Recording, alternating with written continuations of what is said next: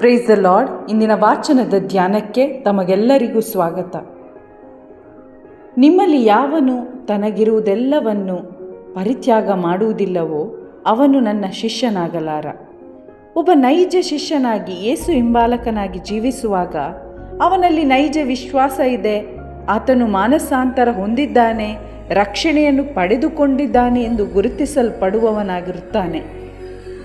ಯೇಸು ಕ್ರಿಸ್ತರು ನಮಗೆ ಉಚಿತವಾಗಿ ಜೀವೋದ್ಧಾರವನ್ನು ಕರುಣಿಸಿದ್ದಾರೆ.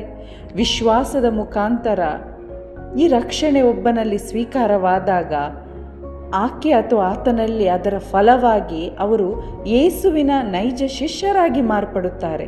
ಯೇಸು ಶಿಷ್ಯರು ಇವತ್ತು ಹಣದ ವ್ಯಾಮೋಹದಲ್ಲಿ ಲೋಕವನ್ನು ಪ್ರೀತಿ ಮಾಡುತ್ತಾ ಜೀವಿಸುವವರಾದರೆ ಅವರು ನೈಜ ಶಿಷ್ಯರಲ್ಲ, ಬದಲಾಗಿ ಅವರ ಗಮನ ಈ ಲೋಕದಲ್ಲಿರುತ್ತೆ.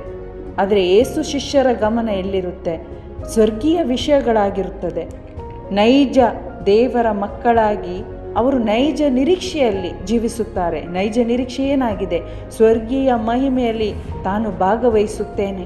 ಯೇಸು ಕ್ರಿಸ್ತರು ಮರಳಿ ಬರುತ್ತಾರೆ, ನಾನು ಆತನನ್ನು ಎದುರುಗೊಳ್ಳಬೇಕು ಮತ್ತು ನಾನು ಅವರಂತೆ ಆಗುತ್ತೇನೆ ಮತ್ತು ಅವರನ್ನು ನಾನು ಯಥಾರ್ಥ ರೂಪದಲ್ಲಿ ನೋಡುತ್ತೇನೆ ಎಂಬ ನೈಜ ಭರವಸೆಯನ್ನು ಸದಾ ಮುಂದಿಡುತ್ತಾ ಅವರು ಜೀವಿಸುವವರಾಗಿರುತ್ತಾರೆ.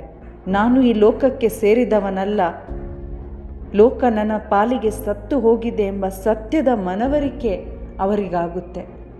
ಇಂದಿನ ಶುಭ ಸಂದೇಶದಲ್ಲಿ ಯೇಸು ಶಿಷ್ಯರಾಗಬೇಕಾದ ಸವಾಲುಗಳನ್ನು ಯೇಸು ಸ್ವಾಮಿ ಮುಂದಿಡುತ್ತಾರೆ. ಇಲ್ಲಿ ಅವರು ಹೇಳ್ತಾರೆ, ನನ್ನಲ್ಲಿಗೆ ಬರುವ ಯಾರೊಬ್ಬನು ತನ್ನ ತಂದೆ ತಾಯಿ, ಹೆಂಡತಿ ಮಕ್ಕಳು, ಸೋದರ ಸೋದರಿಯರನ್ನು ಮಾತ್ರವಲ್ಲ ತನ್ನ ಪ್ರಾಣವನ್ನು ಕೂಡ ತ್ಯಜಿಸದ ಹೊರತು ನನ್ನ ಶಿಷ್ಯನಾಗಲಾರನು.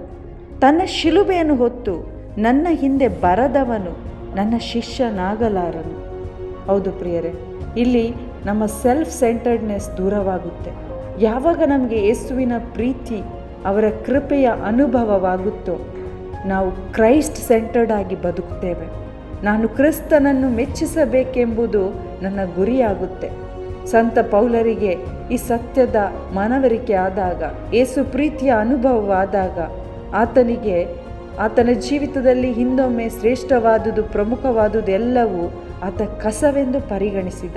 ಪಿತಾಮಹ ಅಬ್ರಹಾಮರು ಸಹ ಆತನಿಗೆ ತನ್ನ ಪ್ರಿಯ ಪುತ್ರ ಈಸಾಕನ ಮತ್ತು ದೇವರ ನಡುವೆ ಆಯ್ಕೆ ಮಾಡುವ ಒಂದು ಅಗ್ನಿ ಪರೀಕ್ಷೆ ಬಂದಾಗ ಆತ ಕೂಡ ಈಸಾಕನನ್ನು ಬಲಿ ಕೊಡಲು ಮುಂದಾದ.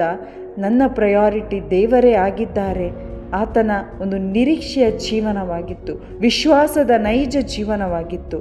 ಹಾಗಾದರೆ ಶುಭ ಸಂದೇಶದ ಮುಖಾಂತರ ದೇವರು ನಮ್ಮನ್ನು ಉಚಿತವಾಗಿ ನೀತೀಕರಿಸಿದ್ದಾರೆಂಬ ಸತ್ಯವನ್ನು ನಾವು ಮತ್ತೆ ಮತ್ತೆ ಆಲಿಸೋಣ.